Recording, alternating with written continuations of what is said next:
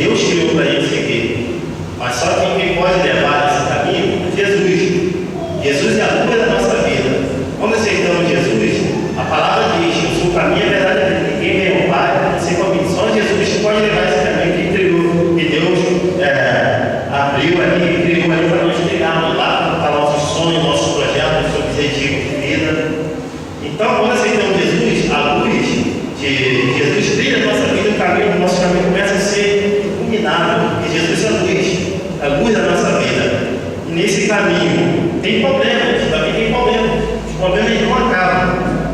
Eles não acabam. A diferença é, no mundo a gente passamos problemas sem ajuda nenhuma, e com Deus e com Jesus a gente passa um problema, mas tem o Espírito Santo para nos guiar, nos orientar, nos guiar nesse caminho de Jesus, para carregar nossas lutas com as suas mãos, e Deus que providencia aqui lá na frente para nos dar a vitória.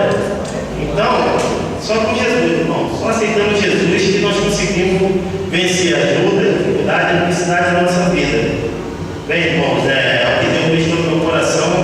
Agradeço a todos aí por ouvir aí, que é a coisa de Deus mesmo. Estava conseguindo dormir para dar esse testemunho, e glória a Deus, eu consegui falar aqui. O que Deus me deixou no meu coração está aí para vocês aí. É uma mensagem que eu glorifico para Deus, e agradeço também aos irmãos. Os irmãos têm ajudado muito aí na oração. Isso tudo que tem acontecido aí são uma oração de vocês. Quando eu me converti, vocês botaram a mão sobre a minha vida lá. O pastor também orou por mim. Então, aquela oração está fazendo um efeito enorme na minha vida. Tem acontecido. Quando vocês oram, uma coisa acontece. É isso aí que tem acontecido na minha vida, vai acontecer muito mais. Porque Deus é real para a oração de vocês. O pastor também tem sido uma bênção na minha vida, tem me orientado, tem falado comigo, tem se preocupado com as coisas. Às vezes eu vou para a minha rápida por aqui, eu ouço, vou por aqui, as coisas dão certo.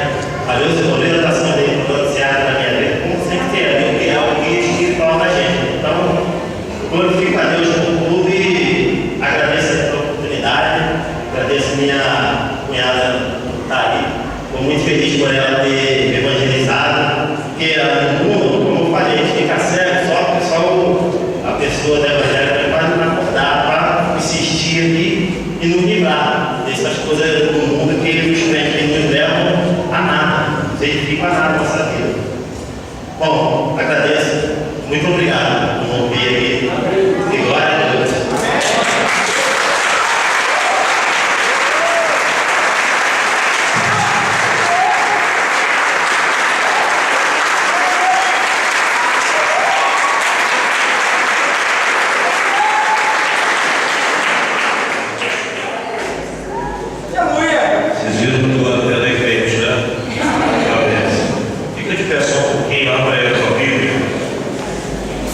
Samuel, capítulo número 17.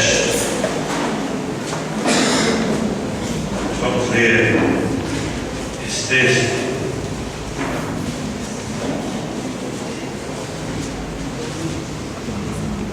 Samuel, número 17.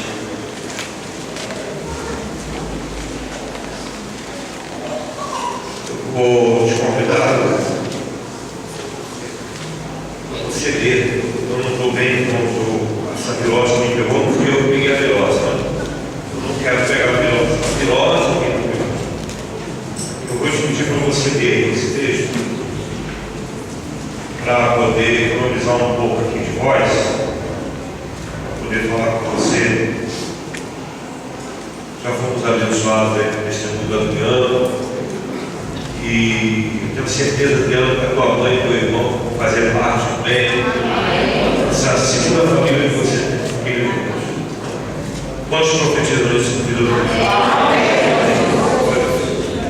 Nós vamos ler até começando no versículo primeiro, até o versículo de número 30. Bom, é bem fácil, um texto simples. Vamos lá, 1, 2, 3 e... Ora, os filisteus ajuntaram as suas forças para a guerra e congregaram-se em Socó.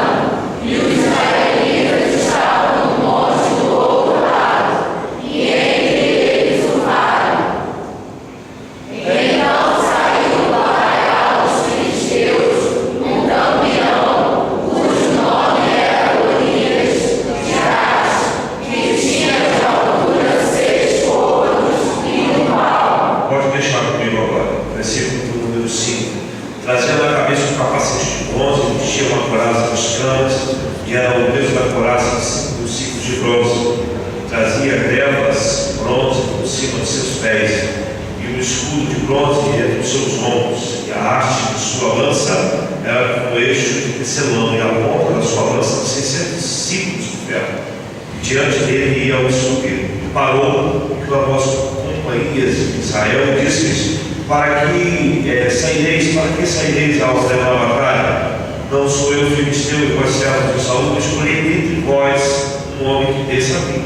Se ele puder pelejar comigo e me ferir, a vós seremos por servos. Porém, se eu vencer e o ferir, então nós seremos por servos e nos servireis. Disse mais o filisteu: hoje desafio as companhias de Israel, dizendo: dai um homem para que ambos pelejemos. Ouvindo então Saúl e todo Israel essas palavras do filisteu, espantaram-se e temeram muito. E Davi era filho de um homem efrateu de Belém de Judá, cujo nome era Jessé, e tinha 8 filhos. E nos dias de Saúl era este homem já velho e adiantado em idade entre os homens. Foram-se os seus filhos mais velhos de Jessé e seguiram a Saúl à guerra. E eram os nomes dos 3 filhos que foram à guerra: Eliabe, o primogênito, e o segundo Abinadab, e o terceiro Sama. E Davi era o menor, e os 3 maiores seguiram a Saúl. Davi, porém, ia e voltava a Saúl para apacentar as ovelhas de seu pai em Belém. Chegava-se depois do filisteu pela manhã e à tarde, apresentando-se por 40 dias. Vocês agora falam: 1, 2, 3 e... Disse não Jessé a Davi, seu filho: toma agora para teus irmãos uma régua deste grão tostado, que estes 10 pães, e rogue a levá-los ao arraial a teus irmãos. Leva também estes 10 queijos ao seu comandante de 1000, e verás como passam teus irmãos, e darás notícias deles. Ora, estavam Saúl e eles, e todos os homens de Israel, com vara de Jeová, pelejando contra os filisteus. Deixa eu pegar agora. Davi então se levantou de madrugada pela manhã e deixou as ovelhas com guarda, e carregou-se e partiu, como Jessé lhe ordenara. E chegou ao lugar dos carros, quando já o exército saía em ordem de batalha, e a grito chamavam a peleja. E os israelitas e filisteus se puseram em ordem, fileira contra fileira. E Davi deixou a carga que trouxera na mão do guarda da bagagem, e correu a batalha, e chegando, perguntou aos seus irmãos se estavam ali. Estando ele ainda falando com eles, eis que vinha subindo do exército dos filisteus o homem guerreiro, cujo nome era Golias, filisteu de Gate, e chamou conforme aquelas palavras, e Davi as ouviu. Porém, todos os homens de Israel, vendo aquele homem, fugiram de diante dele e temiam grandemente. E diziam os homens de Israel: viste aquele homem que subiu? Pois subiu para afrontar a Israel. A dizer, pois, que o homem que o ferir, o rei enriquecerá de grandes riquezas, e dará a sua filha, e fará livre a casa de seu pai em Israel. Então falou Davi aos homens que estavam com ele, dizendo: falou aquele homem que ferir a este filisteu e tirar a afronta de sobre Israel. Quem é, pois, este circunciso filisteu para afrontar os exércitos dos seus filhos? Vocês agora, 1, 2, 3 e...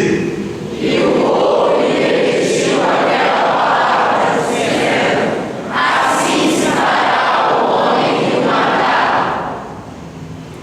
Eliabe, seu irmão mais velho, ouviu quando falava aqueles homens, pelo que se acendeu a sua ira contra Davi, e disse: por que desceste aqui, e a quem deixaste aquelas poucas ovelhas do deserto?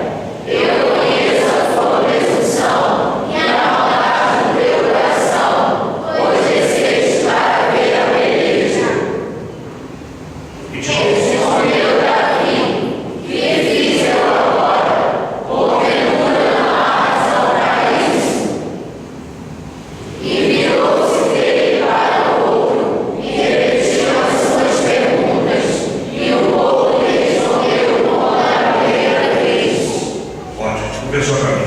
filhos de Deus, nós acabamos de ouvir agora, Senhor, os relatos, testemunho de um jovem que dão conta para a igreja que as conversões que estão acontecendo aqui nessa igreja são legítimas, são maravilhosas e abençoadoras, são salvadoras e ajudar todo isso. E agora confirma esses poucos minutos dessa palavra que vai ser ministrada ao teu povo. E dá graça, Espírito Deus. Dá graça, tu sabes como está o meu corpo. Eu quero receber a cura agora. Amém. Assim, fica à vontade. Fica à vontade. Versículo de número 22. Coloca de novo aí, por favor.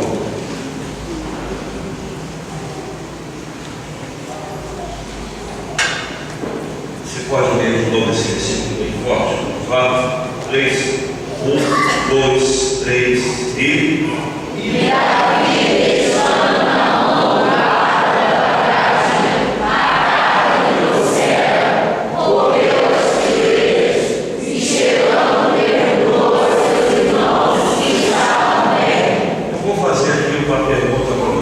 Vocês vão tentar fazer um esforço para imaginar a resposta, porque a resposta não é a de vocês, mas vocês vão fazer um esforço para imaginar o que é que os irmãos de Davi falavam para ele.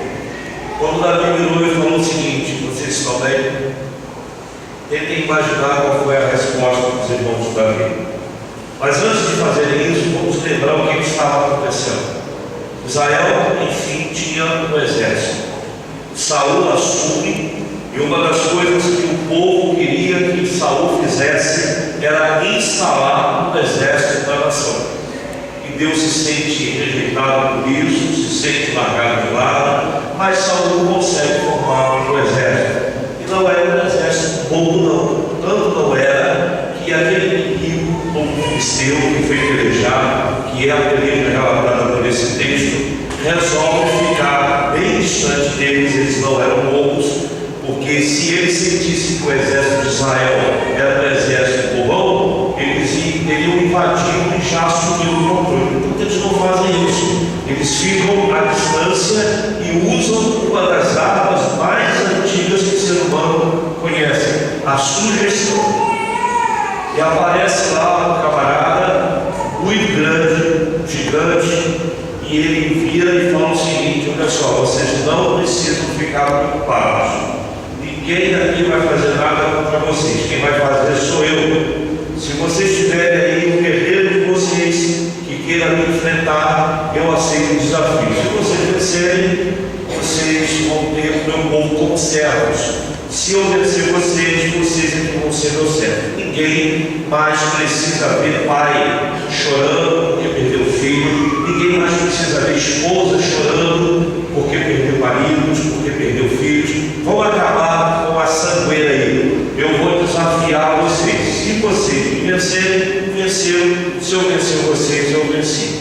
Então, irmãos, aparentemente parece uma coisa simples, mas eu quero lembrar você que a gente não entra no estresse no momento, que lendo o texto a gente sabe inclusive como vai terminar. Mas imagine aquele momento. Imagine você vendo aquele armário à frente, todo bem equipado. O currículo daquele camarada era um currículo vastíssimo, tinha muitas mortes no seu currículo, e ele só queria que alguém fosse lá desafiá-lo. Por mais que houvesse em Israel alguém muito corajoso, estava por trás disso a seguinte situação: eu vou enfrentar esse camarada. Se eu perder, eu estou jogando toda a minha nação no escravo desse homem. Então existia toda uma pressão psicológica. É mais ou menos o que aconteceu quando foi lá nos pênaltis do Brasil e Chile, e a turma caiu a ficha e eles perceberam o seguinte: se a gente perder, a gente vai para casa, a gente vai passar uma vergonha enorme, a gente vai fazer a nossa nação passar uma vergonha enorme. É mais ou menos o que acontecia com os soldados de Israel. Aí chega aquele clima durante 40 dias, olha só, 40 dias. 40 dias os filisteus de um lado e os judeus e os israelitas, perdão, de outro. E ficou aquela guerrinha. E é lógico que tudo se ganhava pela sugestão. À medida que passava um dia, 2 dias, 3 dias, e diz o texto que o filisteu ia lá, Golias ia lá 2 vezes por dia.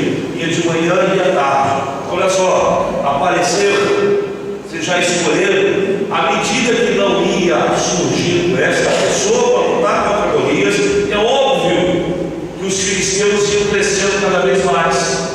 Não era somente aquele gigante Golias, mas toda a nação filisteu ia se agigantando, porque o povo de Israel ia diminuindo.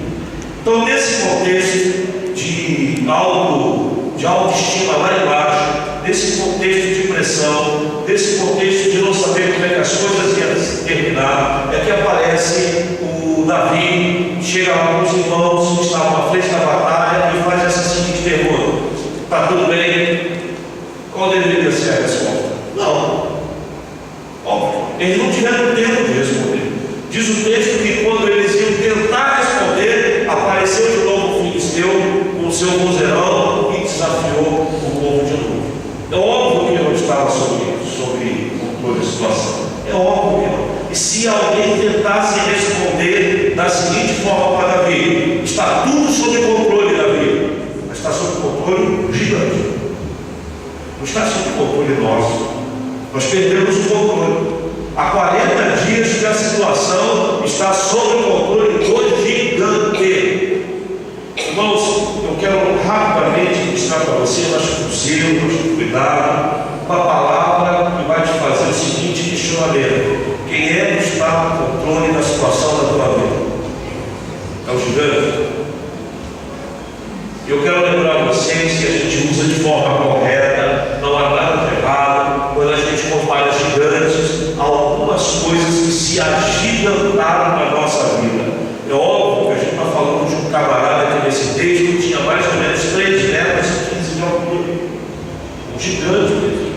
Era muito forte, muito bem equipado. Mas quando a gente pensa que Deus está querendo nos ensinar alguma coisa, a gente lembra daqueles famosos gigantes da nossa vida, que para quem já ouviu isso muitas vezes é fácil. Para quem não ouviu vai saber. Tem algumas situações que são gigantes na nossa vida, que se levantam, e a gente vai e pergunta para alguém que está sofrendo, diz assim: e aí, irmão, está tudo sob controle? E ele pode até falando assim: com Jesus está tudo sob controle. Mas está sob controle de quê? Será que o gigante controla? Será que o gigante que está determinando? Então, essa noite eu quero te dar aqui uma palavra de incentivo para você sair daqui declarando que o controle não está mais sobre o gigante, que vai ficar na mão do gigante dentro da tua vida. É óbvio, eu quero lembrar você de uma coisa: olha aqui para mim. Olha para mim. Nós não decretamos nada, nós declaramos. É diferente. O decreto é uma lei que foi estabelecida por uma autoridade, e esta lei tem validade em algum lugar. Por exemplo, os decretos do judiciário. A autoridade judiciária desta nação tem autoridade para formular leis, decretos, e quando aparece lá, está promulgado, aquilo começa a valer. E em qualquer parte do território brasileiro, aquilo vale. Se for uma lei federal, vai valer. Se o governador do estado quiser fazer lá decreto, ele tem essa autoridade, fica valendo no estado. Se o prefeito municipal, o prefeito hoje não pode decretar mais nada, acabou, né? Hoje não pode mais decretar. Isso sim, não pode mais. Mas ele pode emitir portarias. E se essa portaria for emitida por ele, fica valendo no funcionalismo público. Quando Deus decreta alguma coisa, está valendo no universo todo. Se eu não acredito que haja seres humanos em outros planetas, mas se existisse, estava valendo para eles também. Os decretos de Deus estão todos registrados aqui na palavra dele. Você tem ali um compêndio nas suas mãos aí, quer no celular, quer aí em algum outro instrumento, quer na Bíblia aí, nessa Bíblia de papel. Você tem ali um compêndio dos decretos divinos de Deus. O que ele decretou está valendo para o universo todo, e ninguém consegue revogar isso. Decretar é só Deus. Se ele decretar alguma coisa, acabou. O que você faz é declarar, porque quando eu declaro, eu estou baseado no decreto. Eu, por exemplo, posso declarar aqui essa noite que o diabo não tem vez na sua vida, porque está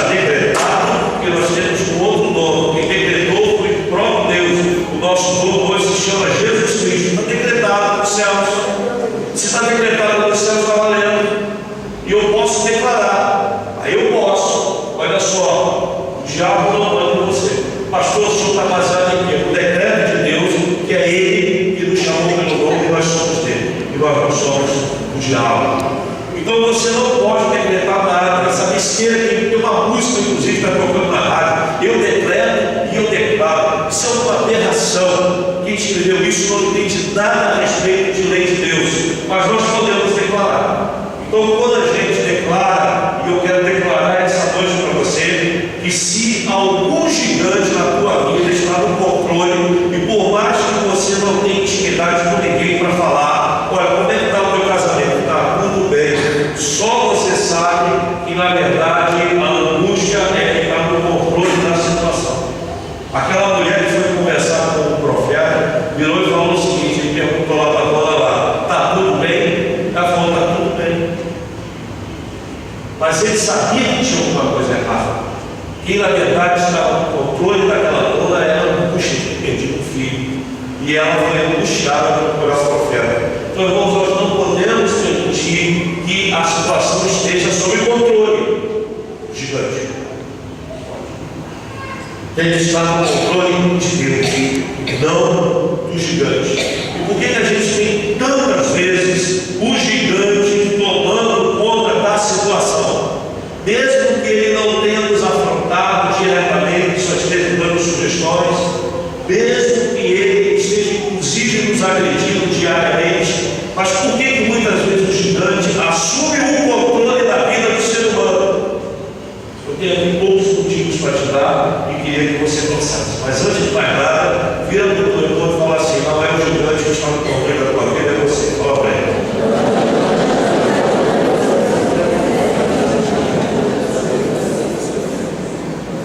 Tem que parar com essa mania, irmão. Eu tenho dito aqui para a igreja várias vezes que a gente tem que parar, a gente tem que ser tomado por uma crise de sinceridade e extrema para com Deus. De vez em quando a gente faz isso todos nós.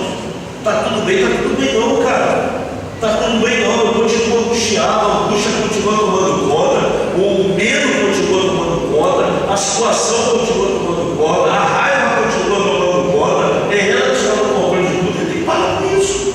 Não está sob controle meu não, está sob controle de um gigante que se levantou na minha vida.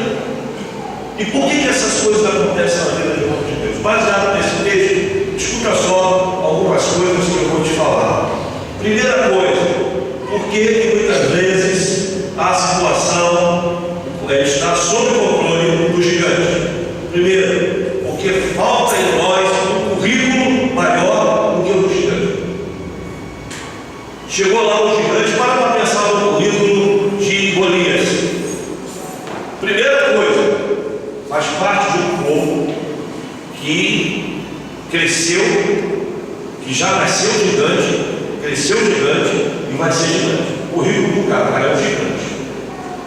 Segunda coisa que poderia estar no currículo de Golias: camarada tinha ferramenta de sobra para enfrentar qualquer um. A descrição aqui, a descrição, perdão, das ferramentas, das armas de Golias, irmãos, era o que tinha de mais moderno naquela época. O homem tinha uma lança, que era um negócio impressionante, tinha um escudo, que era um negócio intransponível, tinha uma armadura, que era um negócio difícil de achar um ponto qualquer. O camarada tinha no seu currículo equipamentos militares dos maiores que se possa imaginar. Com certeza estava no currículo lá de Golias, e o texto diz que ele era homem de guerra, ele deve ter matado muita gente. E foi vencedor muitas vezes. Eu vibrei hoje no jogo do Brasil. Eu não quero imitar você que não gosta de futebol, mas eu vibrei hoje porque eu vi o Brasil hoje, a seleção brasileira, melhor dizendo, com uma postura de pensamento. No último jogo eles estavam com aquela postura de derrotá-los, de que só o nome ia levá-los a algum lugar. Hoje não. Hoje foi uma postura diferente. Eles se comportaram como alguém que pensa em ser campeão, alguém que tem que ser campeão. Então a postura foi totalmente diferente. E aquele camarada tinha no seu currículo isso. Ele tinha uma mentalidade que era invencível. Olha só o currículo de Davi.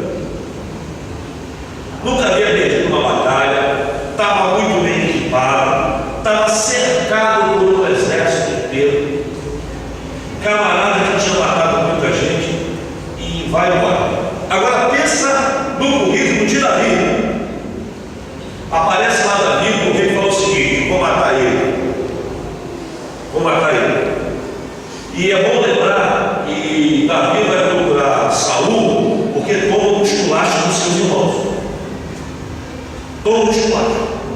Aí ele chega lá para Saul e fala o seguinte: Saul, o rei, pode preparar a festa, porque eu vou matar esse camarada aí. Currículo de Davi. Para pensar. Ele tinha a morte de um leão no currículo dele. Tinha a morte de um urso no currículo dele. Tinha no seu currículo o abuso característico dos campeões. Tinha no seu currículo coragem, quase que doentia. Eu fico imaginando se fosse hoje, quando Davi chegou nos irmãos dele, os irmãos dele sequer deixaram de falar, que ele foi falar com os outros. Falou: olha só, o que vão dar aí se ele ali cresceu? O que vão dar aí se arrebentar esse cara?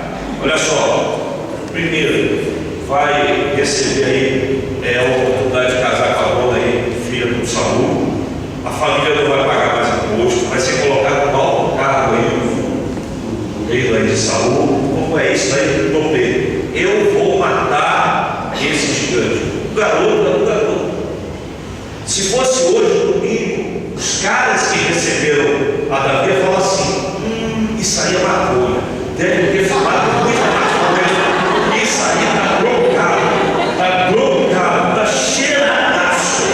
Esse daí, olha, esse garoto aí não tem jeito.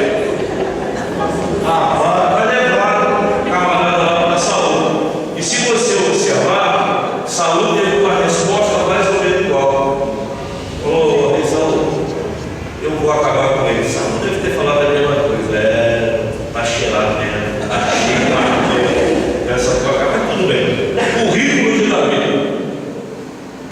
Além de tudo isso, ele vira para Saul e fala o seu currículo: eu matei o urso, eu matei o leão.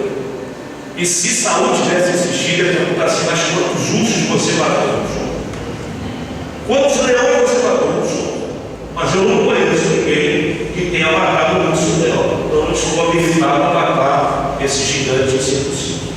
Diz o texto que foi lá Davi e o Saul, Golias, virou para ele e falou assim: vem cá, como é que é esse negócio aí? Eu sou cachorro?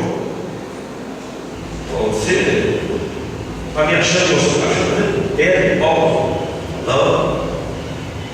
Vou acabar com você. De hoje você não passa. E diz o texto que nessa guerra de currículo, o que estava de diferente no currículo de Davi era o seguinte: eu sou servo de Deus vivo. Irmão, sabe por que muitas vezes o gigante toma o controle da nossa vida? Porque a gente esquece que podemos não ter nada no nosso currículo, mas se nós tivermos lá, sou servo do Deus vivo, já é o suficiente o controle repassado de Deus para Deus na nossa vida. Você tem que colocar no teu coração que você é servo de Deus vivo. Isso não pode ser coisa do passado, isso não pode ser uma frase que configura a gente da antiga.